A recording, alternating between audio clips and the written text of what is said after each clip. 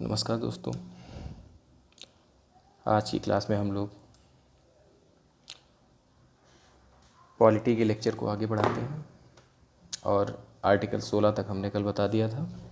आज आर्टिकल 17 से स्टार्ट करते हैं। तो ठीक है, आर्टिकल चल क्या रहा है? Fundamental rights. तो आर्टिकल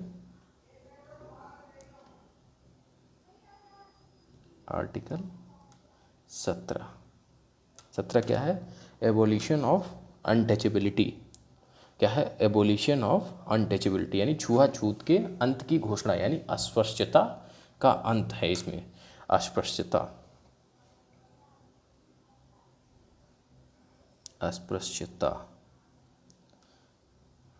का अंत। ठीक है, ये ध्यान रखना आपको। क्या है इसमें? अस्पृश्यता का अंत है इसमें। ठीक है, अब उसके बाद जो है इसको हम लोग पढ़ते हैं। इसमें जैसे छुआछूत के अंत की घोषणा की गई है, अस्पृश्यता का कोई व्यवहारिक अपराध होगा और विधि द्वारा दंडनीय होगा। ये ध्यान रखना। कोई भी जैसे मान लो छुआछूत करता है तो उसको विधि द्वारा जो है प्रावधान बनाए गए हैं। और यह प्रावधान कब जोड़ा गया है इसको देखिए, ध्यान रखिए। ठीक है, इसमें जो है 1955 एक तो नागरिकता मतलब जो है संशोधन, नागरिकता के लिए कुछ नियम बनाए गए थे। और यह इसमें इसके लिए बनाए गए थे, क्या नाम तुम्हारे, 1955 में अस्पृश्यता के लिए। ठीक है, तो यानी इसमें सिविल संरक्षण अधिनियम है। यह क्या है? सिविल संरक्षण अधिनियम।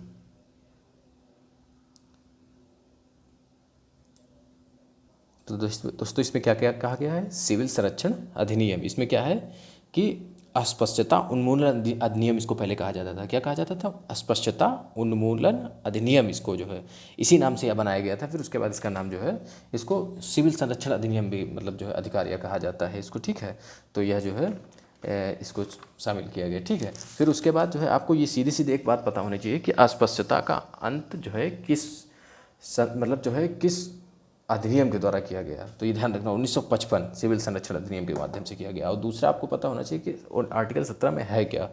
तो इतना जानकारी आपको पता होना चाहिए। फिर उसके बाद हम लोग आर्टिकल 18 को देखते हैं।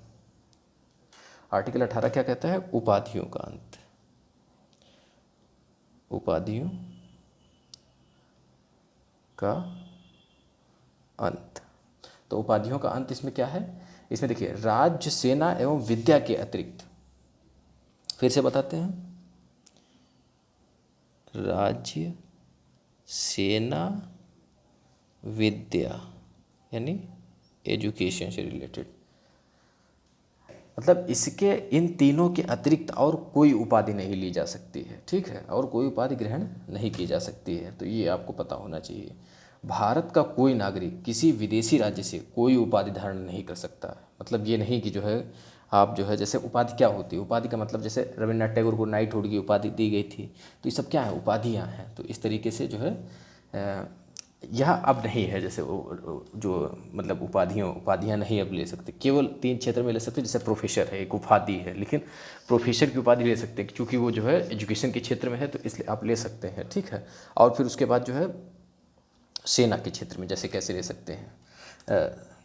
सेना में जैसे जनरल या जैसे जो भी होते हैं तो वो जो है ले सकते हैं। फिर उसके बाद जो है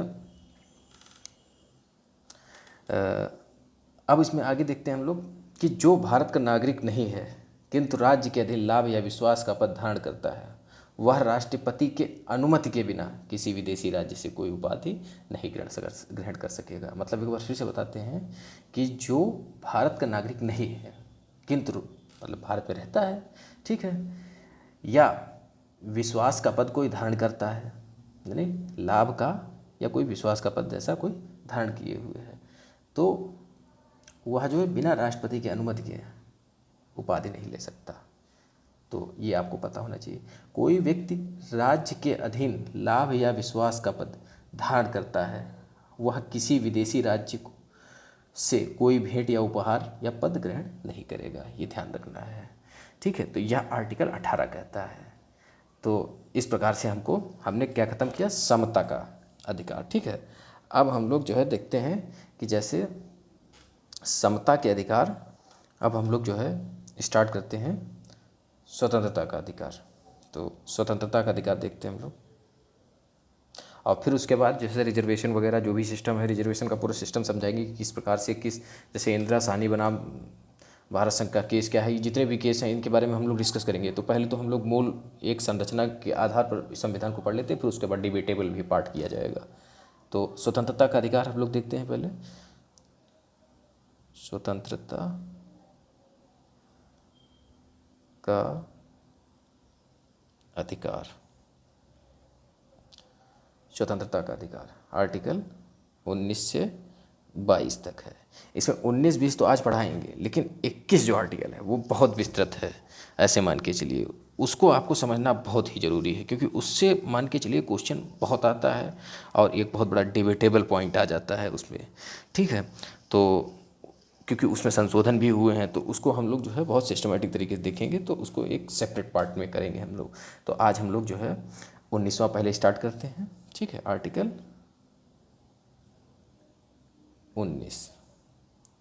ठीक है, आर्टिकल 19 में क्या है, देखिए आर्टिकल 19 में कितने पार्ट हैं। देखिए पहले हम आपको 19 में कितने पार्ट हैं ये बताते हैं कि 19 के पहले में कितने हैं। देखिए 19 के पहले में, यानी 19 के पहले से मतलब हमारा होता है जो सही सिस्टमेटिक तरीके से बोला जाता है वो article 19 clause 1 sub clause A B C D E F G जो भी है, कहने का मतलब वो इस तरीके से जो है वो सब क्लॉज होते हैं। क्लॉज क्या है, अभी यहाँ पर ये एक क्या है, क्लॉज है। आर्टिकल क्या है, article 19 clause first sub clause. अब देखिए सब क्लॉज कितने हैं इसमें, एक में, तो एक में जो है सब क्लॉज लगभग हैं। देखिए ए है, ठीक है, बी है, सी है, डी है, ई है, ठीक है, और ई है, और एफ था, और जी है।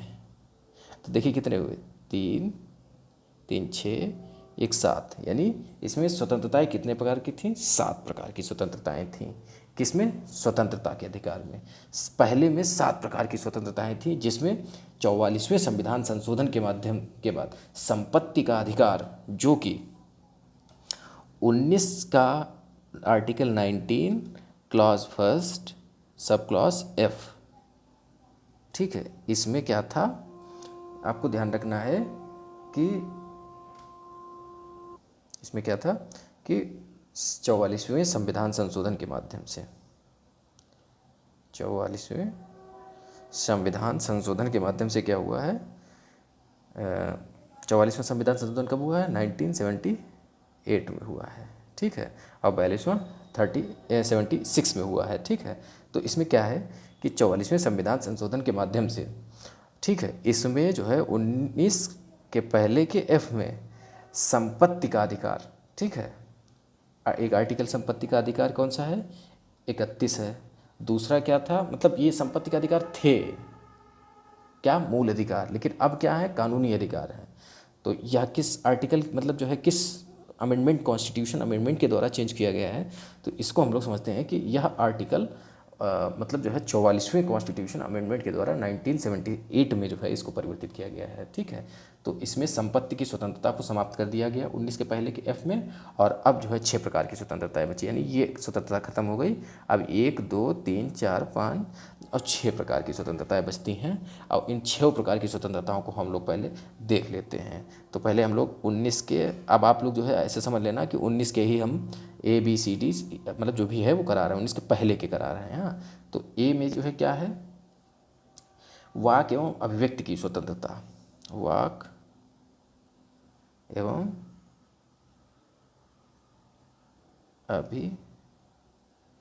अभिव्यक्ति की स्वतंत्रता। ठीक है, आर्टिकल 19 के पहले के ए में क्या है, वाक एवं अभिव्यक्ति की स्वतंत्रता। बी में क्या है, देखिए बी में बताते हैं, सम्मेलन करने का अधिकार, सम्मेलन करने का अधिकार, वो भी शांतिपूर्ण और निरायुध। ये नहीं आप बम का गोला लेकर जा रहे हैं सम्मेलन करने, कहें आप जो है हमारा मूल अधिकार है, फंडामेंटल राइट्स है, तो ये नहीं, शांतिपूर्ण रूप से सम्मेलन कर सकते हैं, सभा का आयोजन कर सकते हैं, ठीक है, वो भी शांतिपूर्ण ढंग से। तो आपको क्या पता चला कि 19 के पहले के बी में जो है क्या हो सकता है, सम्मेलन करने का, सम्मेलन का अधिकार, सम्मेलन, ठीक है, बाकी समझ लेना। अब सी में देखते हैं क्या है। सी में है कोई संगम, संघ, सहकारी समितियां बनाने की स्वतंत्रता, ठीक है। इसमें कोई भी हम संघ बना सकते हैं, यानी संघ बना, एसोसिएशन बना सकते हैं, ठीक है, संघ बना सकते हैं, सहकारी समितियां बना सकते हैं, सहकारी समितियां बना सकते हैं, ठीक है। तो ये सब काम कर सकते हैं। इसमें जो है 97वां संविधान संशोधन हुआ था, यानी 97 कॉन्स्टिट्यूशन अमेंडमेंट 2011 के माध्यम से सहकारी समितियां बनाने का अधिकार दिया गया, ठीक है। यह जो सहकारी समितियां बनाने का हमारा तात्पर्य एक ही है कि यह जो 97वां कॉन्स्टिट्यूशन अमेंडमेंट 2011 में जो हुआ था, इसके माध्यम से सहकारी समितियां बनाने का अधिकार दिया गया, ठीक है। तो यह आपको पता चला। फिर उसके बाद हम लोग देखते हैं डी में क्या है, भारत में आबाद संचरण का अधिकार, मतलब किसी भी राज्य में घूमने का अधिकार। ये नहीं कि आप उत्तर प्रदेश के तो बिहार नहीं जा सकते, आप किसी भी भारत के राज्य में जा सकते हैं, आबाद रूप से, कोई रोक टोक नहीं, और आपको पूरी स्वतंत्रता है। पूरी स्वतंत्रता के साथ आप टहल सकते हैं, यानी आबाद संचरण, बिना रोक, मतलब बिना बाधा के आबाद संचरण, ठीक है। तो ये आपको पता चला। अब देखिए ई क्या कहता है, भारत में कहीं भी निवास करने की या बस जाने का अधिकार, जैसे मतलब कहीं पर भी, जैसे ज़मीन खरीद सकते हैं, कहीं पर भी रह सकते हैं, ठीक है। पहले जम्मू कश्मीर में नहीं था, अब जम्मू कश्मीर में भी अलाउड है, ठीक है। तो यह इस प्रकार से अब सभी राज्यों में, भारत के किसी भी प्रांत में जाकर आप रह सकते हैं, ज़मीन खरीद सकते हैं, वहाँ पर रह सकते हैं। तो यह कौन सा आर्टिकल आपको जो स्वतंत्रता देता है, 19 का पहले का ई आपको जो है यह फ्रीडम देता है। अब देखिए एफ तो ख़त्म हो गया, क्या था उसमें, संपत्ति का अधिकार था, जो कि अब जो है 44वें संविधान संशोधन के माध्यम से उसको हटा दिया गया। अब उसमें ऑप्शन ई एफ तो हट गया, अब उसके बाद बचा क्या, जी, ठीक है। जी में क्या है, प्रेस स्वतंत्रता, कोई भी वृत्ति, इसमें देखिए प्रेस स्वतंत्रता को हम सम्मिलित कर देते हैं, प्रेस स्वतंत्रता।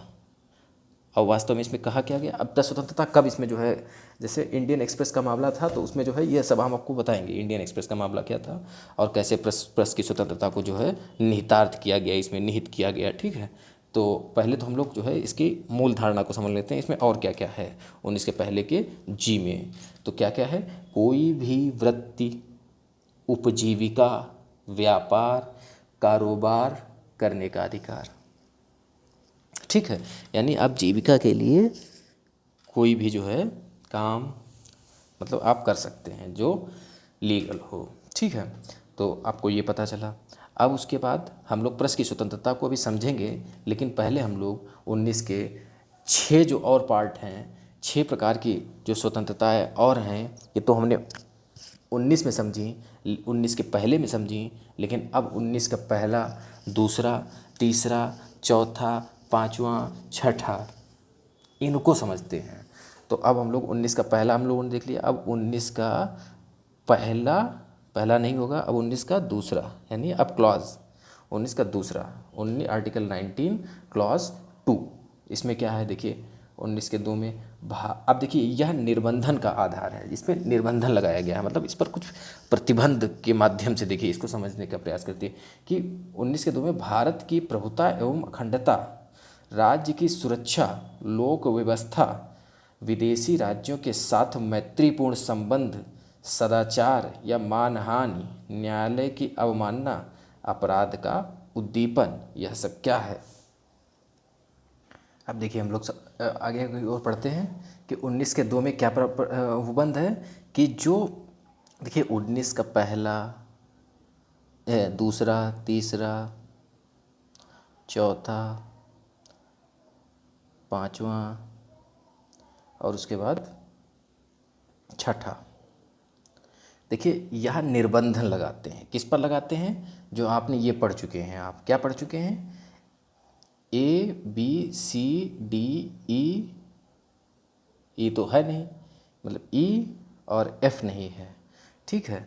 और जी, जो जी ये 6 पढ़े हैं आपने, इस पर निर्बंधन लगाता है, यानी 19 के पहले के का पर जो है निर्बंधन कौन लगाता है? 19 के पहले के का पर निर्बंधन लगाता है 19 का आर्टिकल 2। अब क्या निर्बंधन लगाता है कि 19 के पहले के का में है क्या, पहले तो ये समझिए थोड़ा फिर एक बार।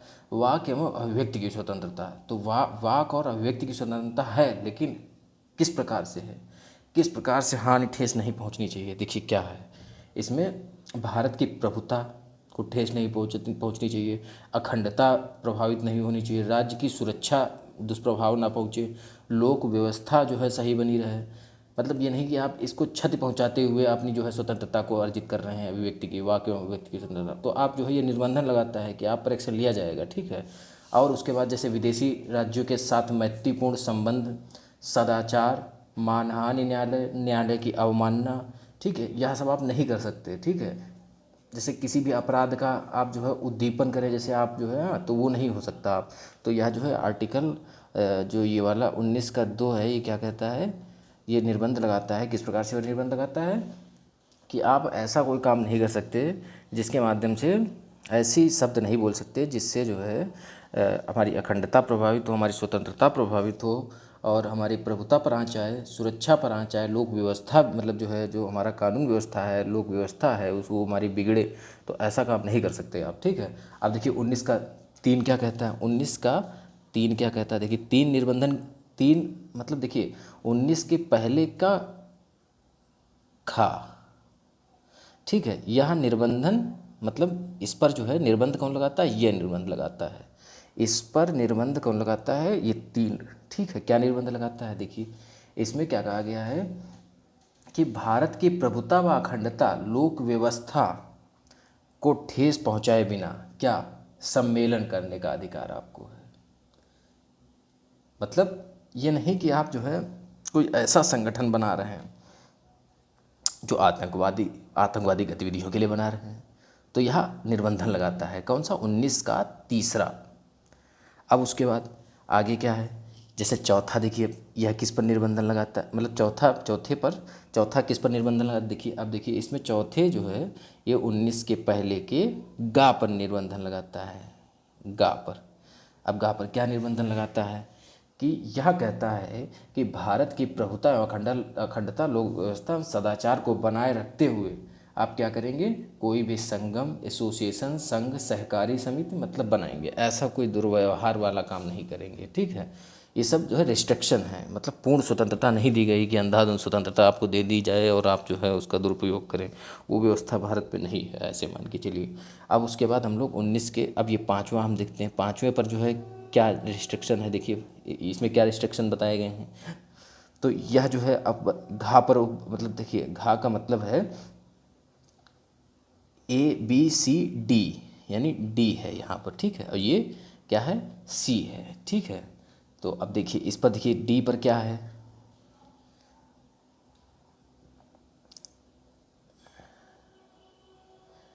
यानी हमको पता चलता है कि जितने लास्ट के आर्टिकल हैं सब निर्बंधन लगाते हैं। अब देखिए इस छठे में क्या निर्बंधन है, हाँ इसमें घा वाला हम बता दें एक बार जो है कि जैसे इसमें जो है जो ये 5वां है, इसमें जो है ये किस प्रकार से जो है निर्बंधन लगाता है। तो इसका निर्बंधन आप लोग देख लीजिए एक बार कि यह जो है कहता है कि साधारण जनमत के हित में अनुसूचित जनजातियों के हितों के संरक्षण के लिए, ठीक है, क्या है। अब इसमें जो है देखिए कि हमने क्या बताया था कि भारत में अबाध संचरण का अधिकार है, ठीक है, भारत में अबाध संचरण का अधिकार जो है। अब देखिए इसमें जो मतलब जो है भारत में अबाध संचरण का अधिकार जो है, वो मतलब ये नहीं होगा कि SC ST हैं तो उन पर जो है मतलब जो है उनको प्रतिषेध किया जाएगा, तो इसलिए उनको भी संरक्षण दिया जाता है, अनुसूचित जाति और जनजातियों के हितों को संरक्षण दिया जाता है, ठीक है। अब भारत में कहीं भी निवास करने का या कहीं भी बस जाने का अधिकार जो है, उसमें जो है यह अधिकार मतलब 19 का 5 का ही काम आता है। कि किस प्रकार से काम आता है 19 का 5, कि जैसे साधारण जनता के हितों में ही अनुसूचित जनजाति के हितों की संरक्षण के लिए जो है ये प्रावधान 19 का 5 बनाया गया है। देखिए इसमें सीधी सी बात है कि जो 19 का पहले का डी और ई है, इस पर निर्बंधन कौन लगाता है? ये पांचवा डी, पांचवा किस पर लगाता है? डी और ई पर निर्बंधन लगाता है, ये ध्यान रखना। क्या निर्बंधन लगाता है? डी में पहले के 19 के पहले के डी में क्या है? भारत में आवास संचरण का अधिकार। और ई में क्या है? भारत में कहीं भी निवास करने का या बस जाने का अधिकार है। तो यह मतलब अनुसूचित जात से, जनजात से नहीं छीना जाएगा। ये नहीं होगा कि जैसे यहाँ पर सवर्णों की जो है, यानी किसी उच्च जाति लोगों का यह बस्ती है, यहाँ पर SC ST नहीं रह सकते, तो ऐसा नहीं हो सकता। इसके लिए संरक्षण दिया गया है संविधान में, हमारे मूल अधिकार में संरक्षण दिया गया है इसको, मूल अधिकार में। ठीक है, तो इस प्रकार से यह समझ में आया। अब हम लोग छठा देखते हैं। छठे में क्या है कि जैसे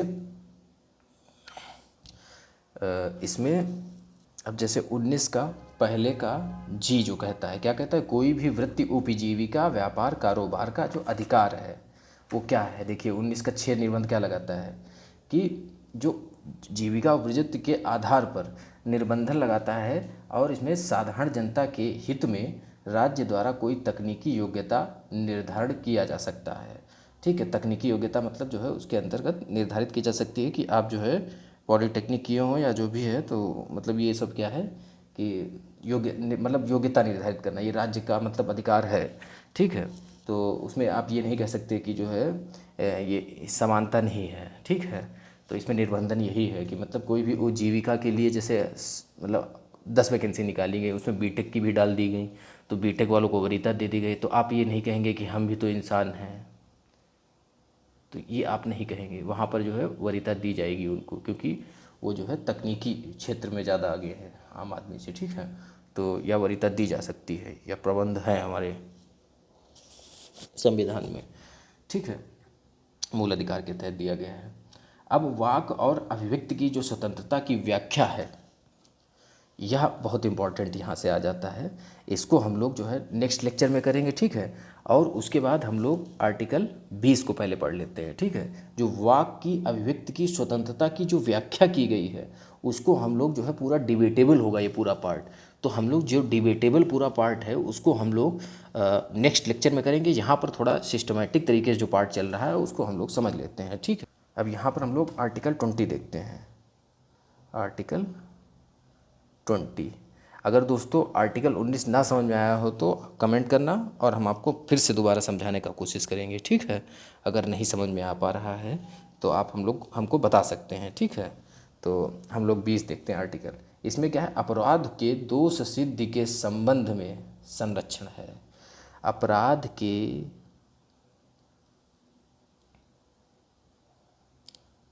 दोष सिद्धि के संबंध में संरक्षण। ठीक है, देखिए आर्टिकल इसमें 2 हैं केवल, ये ध्यान, क्लॉज मतलब जो है, एक 20 का फर्स्ट क्लॉज है, एक 20 का सेकंड क्लॉज है। दोनों क्लॉज बहुत इंपॉर्टेंट हैं। दोनों क्लॉजों को हम लोग पहले आर्टिकल 20 को हम थोड़ा बता देते हैं। अनुच्छेद 20 ऐसे व्यक्तियों को संवैधानिक संरक्षण प्रदान करता है जिन पर कोई अपराध करने का मुकदमा दर्ज है, आरोप लगा है। ऐसे व्यक्तियों पर जो है या उपबंध है। इसमें क्या देखिए उपबंध है कि जैसे पहला क्या कहता है कि पहले में जो है यह प्रावधान किया गया है, कार्योत्तर विधि से संरक्षण। ये क्या कार्योत्तर विधि है? कार्योत्तर विधि से संरक्षण हम लिख देते हैं, कार्योत्तर विधि से संरक्षण। ये इसमें क्या है देखिए, इसको समझिए। किसी व्यक्ति को उस विधि के अधीन दंडित किया जाएगा जो वह अपराध करते समय लागू थी। ठीक है, मतलब जैसे मान लीजिए जब उसने अपराध किया था उस समय, जैसे मान लीजिए उसने जो भी अपराध किया उसकी सज़ा 3 साल की थी, और वर्तमान में उसकी सज़ा बढ़ा के 6 वर्ष कर दी गई। तो कहने का मतलब ये है कि उस पर वही सज़ा लागू होगी जो जब उसने अपराध किया था तो उस समय 3 वर्ष की सज़ा थी, तो वही 3 वर्ष की सज़ा उस पर लागू होगी उस अपराध के लिए। तो यह प्रावधान कहता है कार्योत्तर विधि से संरक्षण। मतलब कोई नया विधि आ गया तो उससे जो है वो संरक्षण, नया विधि नए अपराधियों के लिए, ठीक है, पुराने अपराधियों के लिए नहीं। तो देखिए इसमें क्या है और उसको समझते हैं। यदि उसके पश्चात विधि में संशोधन कर दंड की मात्रा में परिवर्तन कर दिया जाए तो यह पहले किए जा चुके कार्य पर लागू नहीं होगा, अर्थात दांडिक विधि यानी क्रिमिनल लॉ यानी भूतलक्षी प्रभाव नहीं रखती है। बात समझ आई कि ये मतलब पुराने व्यक्तियों को भी सज़ा नहीं दे सकती है, जो भी नया कानून होगा वो मतलब नए व्यक्तियों पर ही जो है वो मुकदमा जो है दायर हो सकता है। अब देखिए इसमें जो है पहला समझ में, अब दूसरा वाला समझने का कोशिश करिए। दूसरे में क्या है, दोहरे दंड के विरुद्ध संरक्षण, दोहरे दंड के विरुद्ध संरक्षण। इसमें क्या है, देखिए दोहरे दंड से कैसे बचें।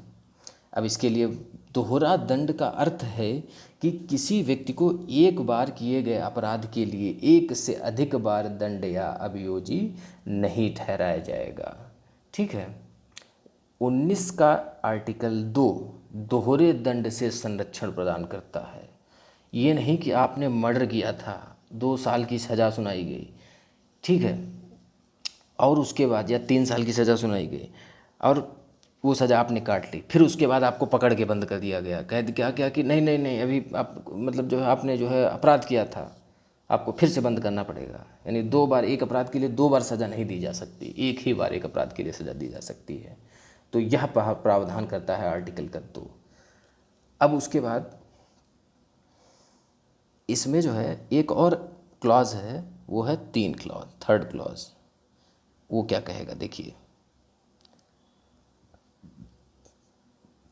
क्लॉज 3 क्या कहेगा, आत्म अभिशंसन का अर्थ है, आत्म अभिशंसन क्या है, आत्म अभिशंसन से संरक्षण है, ठीक है। अभी आत्म अभिशंसन है क्या, हम फिर से लिख देते हैं, आत्म अभिशंसन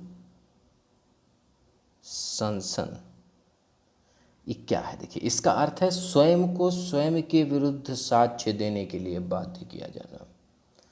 मतलब जैसे हमने अपराध किया और हमसे साक्ष्य मांगे जा रहे हैं, ठीक है, और तो इसके लिए बाध्य नहीं किया जा सकता है, ठीक है। तो यह मतलब जो है संरक्षण देता है, अर्थात इसके अनुसार किसी व्यक्ति को जिस पर कोई अपराध करने का आरोप लगाया गया है उस अपराध के लिए संरक्षण देने को बाध्य नहीं किया जाएगा। मतलब संरक्षण नहीं, सॉरी गलत बता गए हम आपको, कि जैसे फिर से एक बार बता देते हैं कि जिस कोई अपराध, जैसे कोई व्यक्ति है जिस पर कोई अपराध करने का आरोप लगाया गया है, उस अपराध के लिए उस पर साक्ष्य देने को बाध्य नहीं किया जाएगा कि आप साक्ष्य दीजिए कि आपने जो है ये नहीं किया है, ठीक है। यही कारण है कि सुप्रीम कोर्ट ने सेल्वी बनाम कर्नाटक राज्य, सेल्वी वर्सेस कर्नाटक राज्य, ठीक है, कर्नाटक राज्य में इसमें ब्रेन मैपिंग और नार्को टेस्ट,